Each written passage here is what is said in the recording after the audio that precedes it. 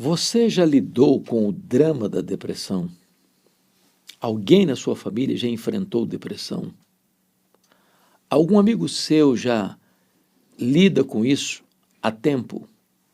Hoje eu quero tratar desse assunto, como vencer a depressão, no HDL Podcast. Você é muito bem-vindo, fique aí porque logo depois da vinheta estaremos de volta. A depressão é uma realidade que atinge cerca de 10% da população, considerado um dos maiores problemas do mundo. A depressão alcança pessoas de todos os níveis, de crianças a velhos, de grandes a pequenos, de ricos a pobres, de doutores a analfabetos, de crentes a descrentes.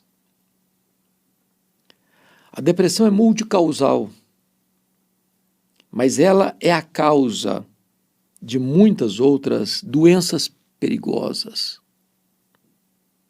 A depressão é a principal causa de suicídio no mundo. Se não for bem compreendida e corretamente tratada, ela pode desembocar em situações irremediáveis. O grande problema é que tem muitas pessoas ainda hoje que não têm uma visão clara do que significa, de fato, depressão. Algumas pessoas negam a sua possibilidade. Outras mascaram a sua realidade. No contexto cristão,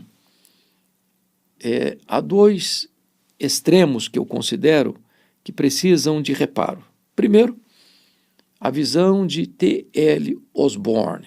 T.L. Osborne é um grande evangelista que reúne milhões de pessoas em praça pública e nos seus livros ele afirma que depressão é demônio, que quando uma pessoa fica deprimida, ela está sob efeito de demônios, oprimida por demônios. Essa pressão, ela é realizada, segundo ele, por demônios. Não negamos o fato de que uma pessoa possa ficar deprimida por interferência demoníaca. Lidamos com isso e já verificamos vários casos assim. Mas você pegar um fato e generalizar como se todas as pessoas deprimidas estivessem sob efeito de demônios é um exagero, é um equívoco. Preciso concordar com a frase: é melhor tratar diabo de gente do que gente de diabo. Tratar uma pessoa que está deprimida como se ela estivesse endemoniada, ou como se ela estivesse debaixo do efeito de ação maligna, não é resolver o problema, é agravá-lo. Não é ajudar a pessoa, é colocar mais uma tonelada nas costas dela, oprimindo-a ainda mais.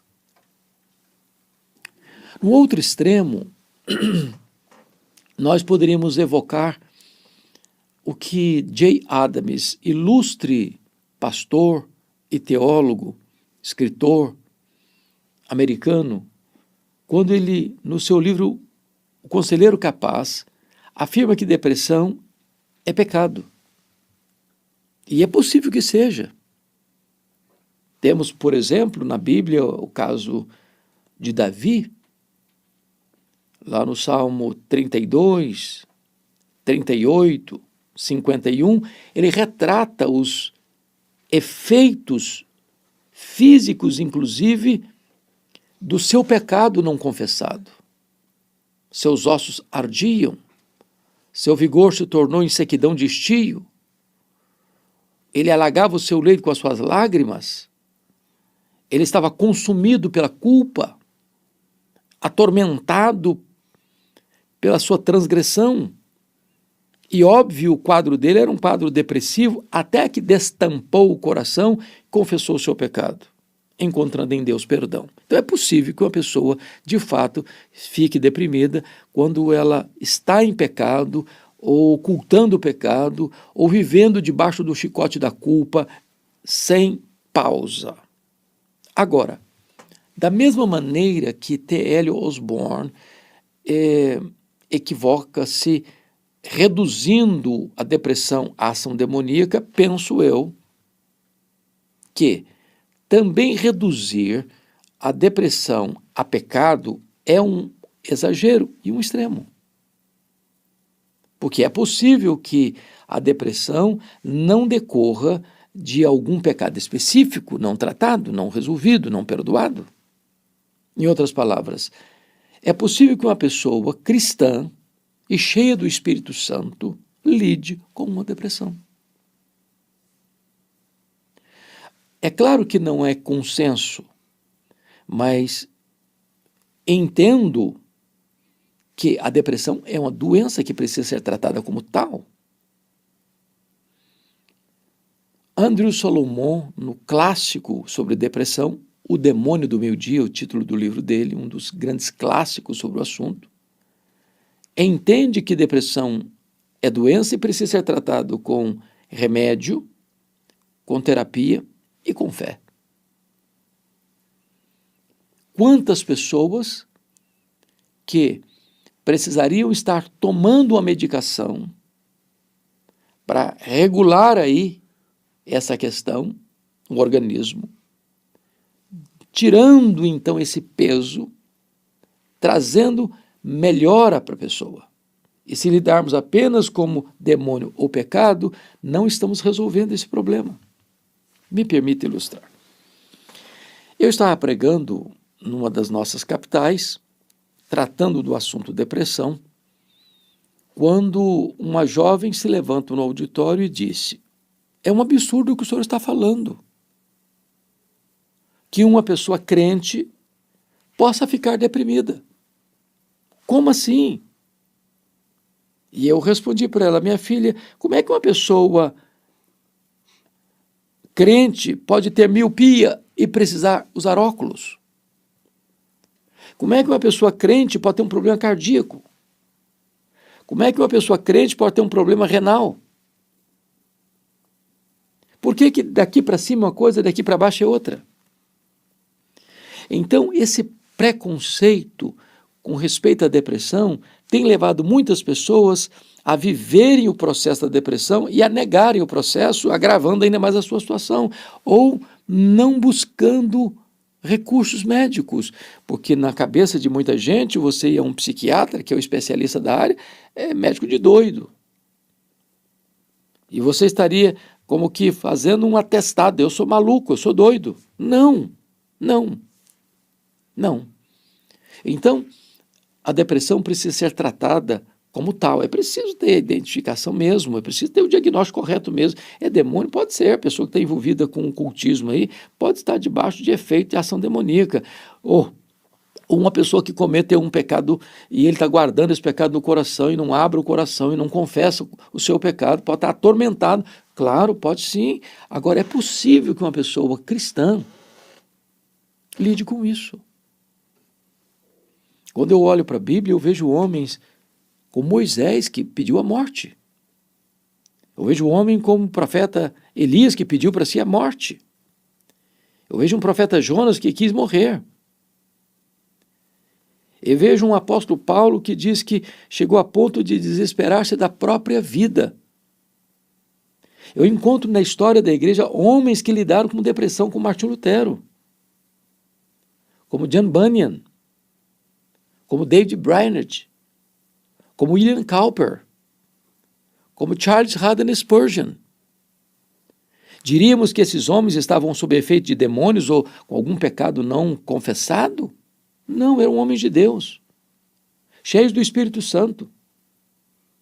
Homens que marcaram o seu tempo, mas que lidaram com o drama da depressão. Então, eu gostaria que, como que num estudo de caso, pudéssemos olhar esse tema, como vencer a depressão, na vida do profeta Elias. A Bíblia é um livro honesto, maravilhoso, que não esconde as fraquezas dos seus heróis. A Bíblia fala de Elias como o profeta que inaugura o profetismo clássico em Israel. É o homem que Deus levanta da obscuridade para enfrentar o rei mais perverso de Israel, Acabe, e a perversa e assassina mulher Jezabel. Elias é o homem que vai orar para não chover, trazendo juízo sobre a nação que se dobrava a Baal e os céus fecham suas comportas. E Elias é o homem que vai orar pela ressurreição de uma criança da viúva de Sarepta e Deus restaura aquela criança à vida. Elias é o homem que vai fazer um grande desafio a Acabe, ao povo e aos profetas de Baal e aos profetas de Azerá no Monte Carmelo, e o fogo de Deus cai, demonstrando que só o Senhor é Deus. Elias vai orar para que as chuvas retornem e as chuvas descem, benfazejas e restauradoras. Elias é um homem que vê os milagres de Deus acontecendo na sua vida. Mas diz Tiago que Elias era um homem semelhante a nós, sujeito às mesmas fraquezas.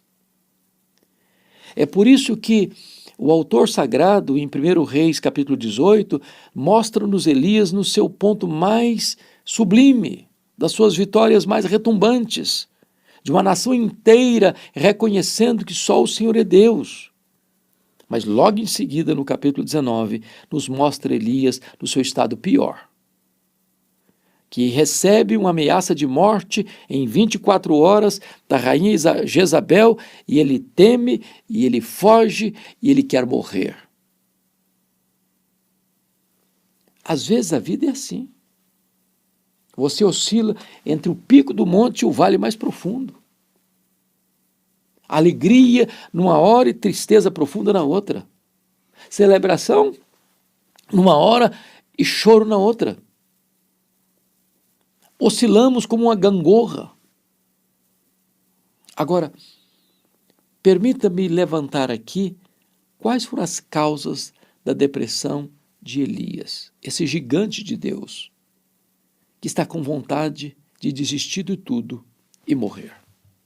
Primeira causa da depressão do Elias, ele teve um foco distorcido. Diz que ele recebe um recado de Jezabel dizendo: faça-me os deuses que me aprover, se amanhã, nesta hora, ou se daqui a 24 horas, você não estiver morto, Elias, eu vou te matar. Eu vou acabar com você. Mas Elias até então já sabia que quem tinha o controle dos acontecimentos não era Jezabel, não era Acabe, não era Baal, era o Deus Todo-Poderoso. Deus o sustentou usando os garçons em Querite, Deus o sustentou lá em Sarepta, em Sidom, o quartel-general de Baal, através de uma viúva pobre. Deus manifestou a ele o poder lá no Carmelo, através do fogo. Deus trouxe de volta as chuvas torrenciais. Deus estava no controle, está no controle, mas naquele momento Elias pensou que a vida dele estivesse nas mãos de Jezabel. E sempre que você pensar que a sua vida está nas mãos de homens e de homens perversos, você foge, você teme, você quer morrer. Primeira causa da depressão de Elias foi um foco distorcido da realidade. Ele perde por um momento o entendimento de que Deus é soberano e a nossa vida está nas mãos de Deus e não nas mãos dos poderosos deste século. A segunda causa da depressão de Elias foi medo. Ele temeu e fugiu. O medo é mais do que um sentimento, é um espírito. Paulo diz em 2 Timóteo 1,7 que Deus não nos deu espírito de medo. O medo atormenta, o medo acua, o medo esmaga, o medo tira o foco, o medo apaga as luzes, o medo cega você para a realidade da soberania de Deus, o medo atormenta a sua alma, o medo oprime. Se você ficar com medo, você foge. Se você ficar com medo, o inimigo cresce. Se você ficar com medo, você é pequena quem é Deus. Se você ficar com medo, você não vê saída. Terceira causa da depressão de Elias foi desejar ficar sozinho quando ele mais precisava de companhia. Diz a Bíblia que ele, com medo de Jezabel, ele sai do Carmelo e vai até Berseba, 144 quilômetros ao sul, já fora do território de Jezabel. Queria fugir de Jezabel de todo jeito. E ele chega em Berseba e deixa o seu moço, seu amigo, seu companheiro, seu braço direito, e caminha um dia inteiro pelo deserto, quando se deita debaixo de um zimbro e quer morrer. Veja bem, a depressão nos prega estas peças. Quando mais nós precisamos de companhia, nós queremos entrar para os quartos escuros da solidão. Quando mais nós precisamos de um ombro amigo, nós queremos ficar sozinhos. Então, na depressão, a solidão é uma péssima companhia. Se gente precisa de Deus, gente precisa de gente. Você precisa ter amigos. Como o apóstolo Paulo, que estava numa masmorra, no corredor da morte, ele lhe escreveu para Timóteo, disse: Timóteo, procura vir ter comigo depressa. Eu preciso de você do meu lado. Quantas pessoas que chegam às raias do suicídio e tiram a própria vida, e a pergunta é: por que, meu Deus, ele não encontrou um amigo para abrir o coração, para pedir ajuda? Quarta causa da depressão de Elias: ele quis morrer. O Senhor, tira a minha vida agora.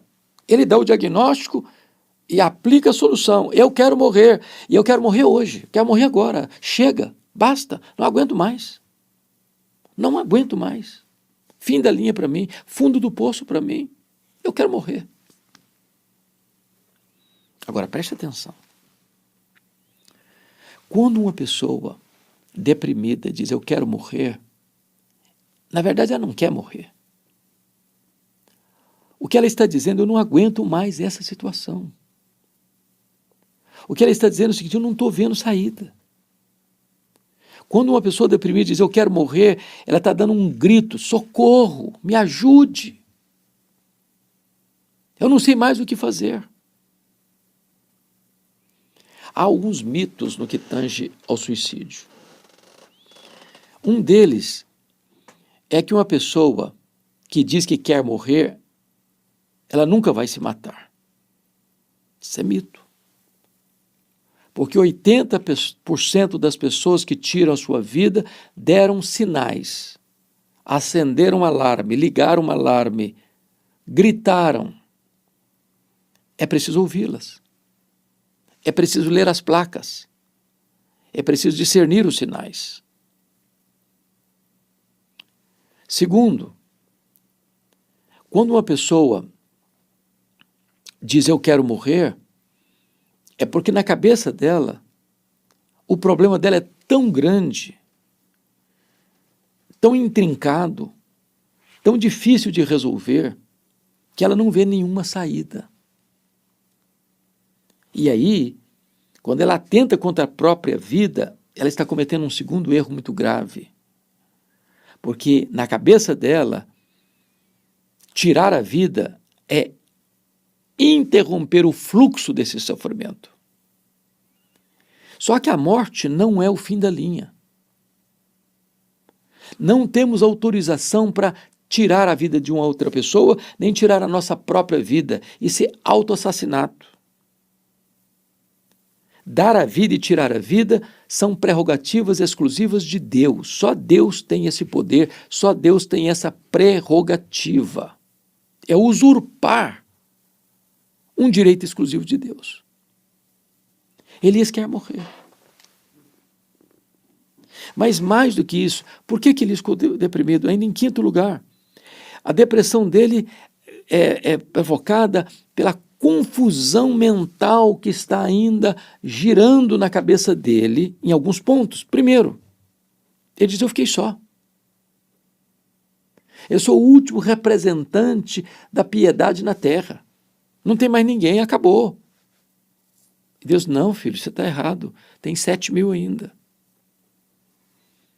A depressão decorreu porque ele estava fazendo uma leitura equivocada de que naquele momento presente, quem estava no controle da vida dele era Jezabel e não Deus. Terceiro, ele está deprimido porque a visão de futuro está embaçada. Ele diz, chega, acabou, para mim não tem mais futuro, eu só tenho passado, eu não tenho mais nem futuro nem presente, por isso eu quero morrer e morrer agora. E Deus diz, não filho, seu ministério não acabou não, eu ainda tenho um projeto para você, você ainda vai ungir um rei na Síria, você vai ungir um rei em Israel, você vai ungir um profeta no seu lugar. Aliás, você quer morrer? Nem morrer você vai, vou levar você para o céu sem você passar pela morte.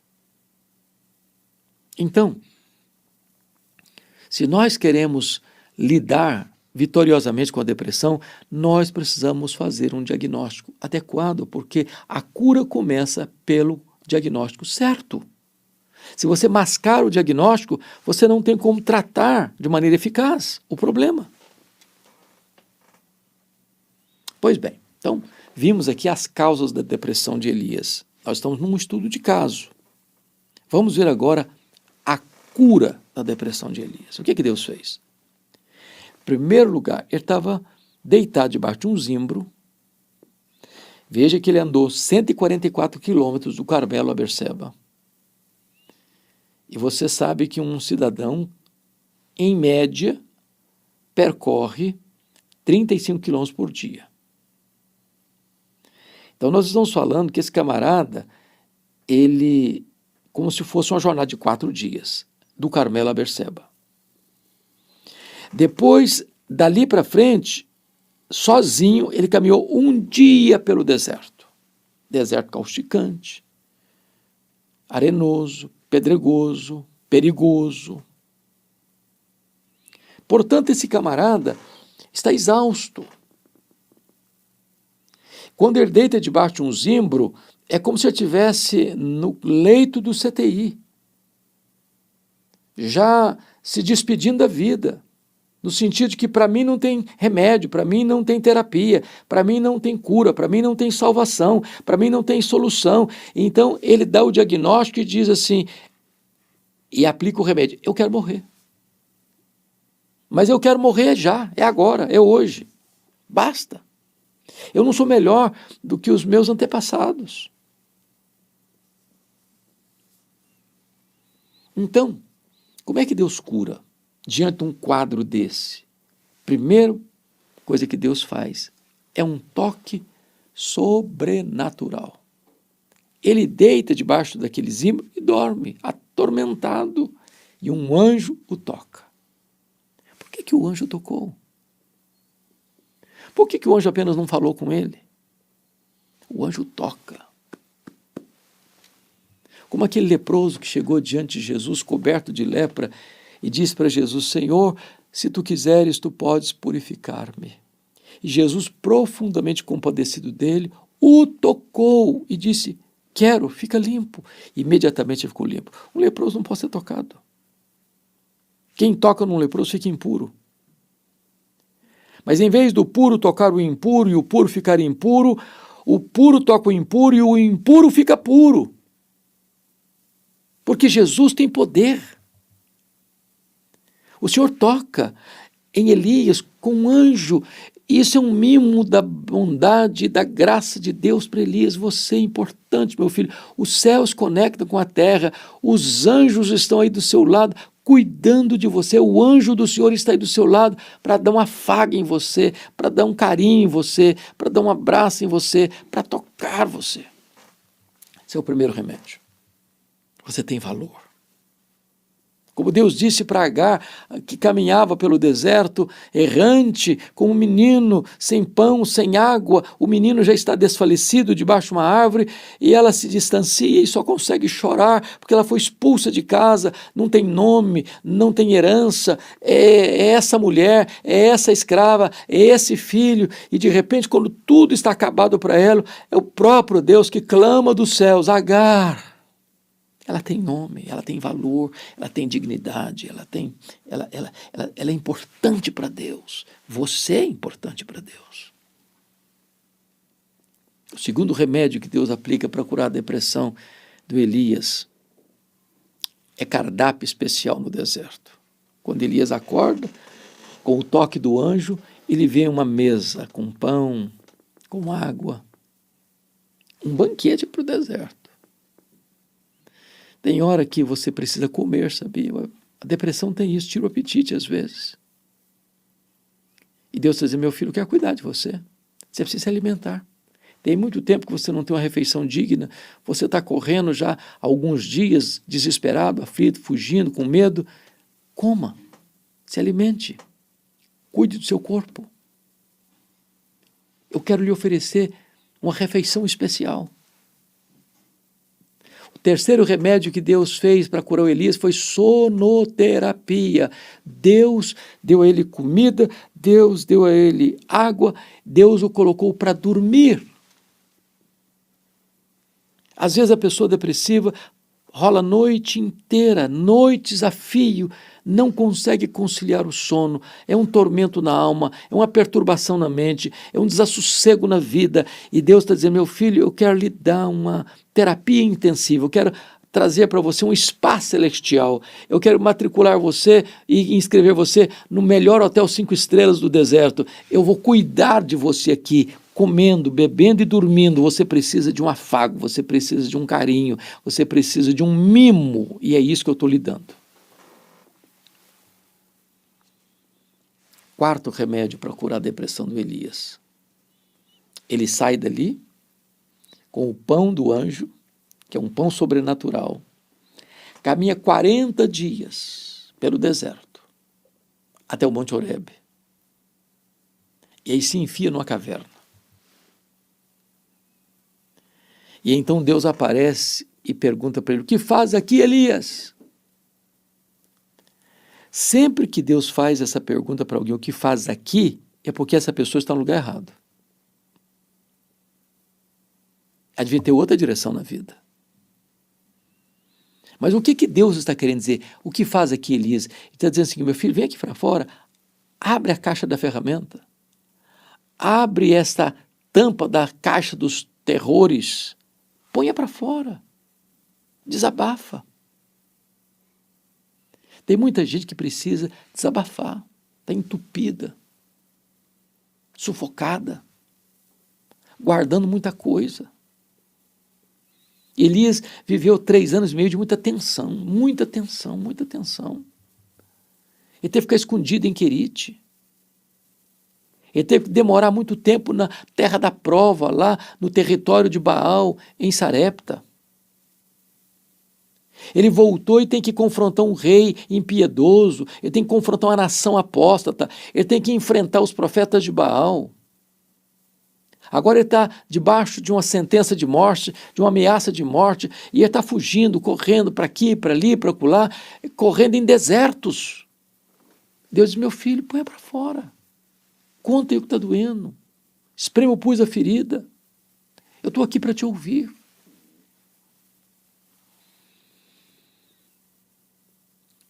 Quinto remédio para a cura. Deus mostra para Elias que ele age não só nos grandes acontecimentos, mas nas coisas silenciosas. Deus diz, vem cá para fora, filho, põe-se na porta aqui. Põe na porta da caverna, vem cá, vem cá. E Elias então vê um terremoto, abalando as estruturas. Ele vê o fogo ardendo. Ele vê o vento furioso e Deus não estava no terremoto, Deus não estava no fogo, Deus não estava no vento impetuoso. Depois veio um vento gostoso, leve, suave, um cicio, e Deus estava no vento calmo. Para mostrar uma coisa, olha Elias, você viveu dias turbulentos, de muitos dramáticos acontecimentos, mas eu também manifesto o meu poder nas coisas calmas, serenas, pequenas. Eu estou, meu filho, com você quando você pensa que você está sozinho. Se você caminhou pelos desertos e olhou para trás, só viu 2 pegadas, não eram as suas, eram as minhas, porque eu carregava você no colo. Eu cuido de você, Elias. Mas finalmente, Deus cura a depressão do Elias corrigindo o foco. Em relação ao passado, dizendo para ele, não, você não está sozinho não, meu filho, não é só você não, tem 7.000 que não dobraram os seus joelhos. Deus corrige o foco do presente, dizendo, Elias, sou eu que estou no controle, meu filho, não é Jezabel. Aliás, o reino de Jezabel, o reino de Acabe vai cair. Não são eles que vão te matar, não. Você vai passar por este mundo e não enfrentar a morte. Eu vou levar você para o céu, trasladar você, mas eu vou levar você a ungir um rei na Síria, a ungir um rei em Israel, e a ungir um profeta, e Acabe, e a família de Acabe, e a dinastia de Acabe vai acabar, porque esses elementos que você vai ungir vão exterminar com a dinastia de Acabe. Quem oprime você vai cair, e você vai ser levado para o céu. Eu vou corrigir o seu foco do futuro, meu filho. Você pensou que o seu ministério acabou? Não acabou, não. Você ainda vai ungir um rei na Síria, você vai ungir um rei Israel, você vai ungir um profeta em seu lugar. E quando você pensa que vai acabar com a morte, não, você não vai morrer. Eu vou levar você para o céu sem você passar pela morte. Corrigiu o foco. Eu sei que a depressão é um drama. Eu sei que tem tanta gente angustiada. Eu já lidei com tantas pessoas depressivas. Gente próxima, gente querida, gente amada. Eu já lidei com pessoas depressivas que sucumbiram e acabaram tirando a própria vida. E quanto isso doeu em tanta gente, inclusive no meu coração. Não subestime esse problema. Se você está lidando com depressão, procure ajuda médica. Procure uma igreja onde você possa frequentar, um lugar onde você possa ouvir a palavra de Deus, onde você possa receber um abraço, companhia, ajuda, companheirismo, cooperação. É preciso que você alimente a sua fé, que Deus está vivo e no controle. Talvez você não esteja enxergando agora, está tudo nublado, está tudo escuro, mas Deus é o Deus que enxerga no escuro e Ele está cuidando de você. Essa depressão que é cíclica vai passar. E tempos de bonança e de refrigério virão sobre a sua vida. Deus tem cura para você. Deus vai tirar essas cinzas e ungir você com óleo da alegria. Deus vai tirar estas vestes de luto e colocar em você vestes de louvor. Deus vai colocar em seus lábios um novo cântico, um hino de louvor ao nosso Deus. Muitos verão essas coisas, temerão e confiarão no Senhor. A vida plena para você, a vida abundante para você. Jesus Cristo disse, vinde a mim todos que estáis cansados e sobrecarregados, e eu vos aliviarei. Tomai sobre vós o meu jugo e aprendei de mim, porque sou manso e humilde de coração, e achareis descanso para a vossa alma. A promessa de Jesus é esta, quem tem sede vem a mim e beba, e quem crer em mim, como diz a Escritura, do seu interior fluirão rios de água viva. É isso que Jesus tem para você. Vai passar, essa crise vai passar, essa dor vai passar, esse choro vai ser estancado, essa doença que maltrata você vai ser curada, e Jesus vai carregar você em seus braços eternos. Deus abençoe muito, muito a sua vida. Nunca perca a esperança. Olhe para Jesus, o autor e consumador da nossa fé. Se esta mensagem abençoou o seu coração, se você conhece alguém que esteja lidando com esse problema, mande essa mensagem para ela. Compartilhe esta mensagem com outras pessoas. Se você não está inscrito ainda neste canal, eu peço a você a gentileza de se inscrever. Toda semana você tem uma mensagem inédita aqui para abençoar o seu coração. Um grande abraço. Deus abençoe poderosamente a sua vida. Amém.